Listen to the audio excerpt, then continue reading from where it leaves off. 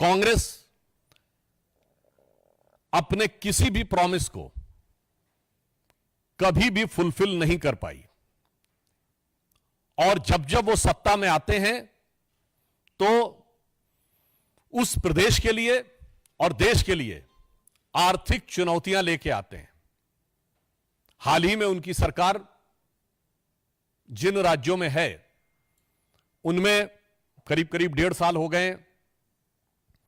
कर्नाटक में आप जाके चेक कर लीजिए, कर्नाटक में 2021-22 में जो इन्वेस्टमेंट था वो 1,63,000 करोड़ था, अब 54,000 करोड़ पे आ गया।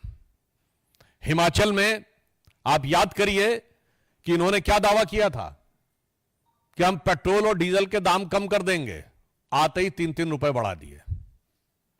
और उसके बाद क्या स्थिति हो गई कि सरकार के पास कुछ ही दिनों में इतना पैसा भी नहीं रह गया कि वो सही ढंग से सैलरीज भी दे सके।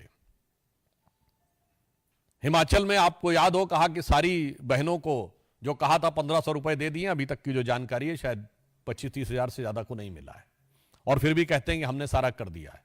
कर्नाटक में तो आपने यह भी देखा कि वाल्मीकि योजना जो शेड्यूल कास्ट के लिए बनाई गई थी उससे भी पैसा डाइवर्ट करने का उन्होंने प्रयास किया।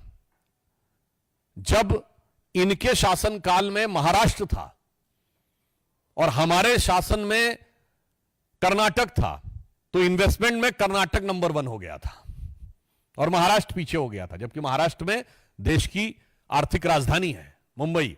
अब पुनः महाराष्ट्र फिर नंबर 1 पे आ गया है।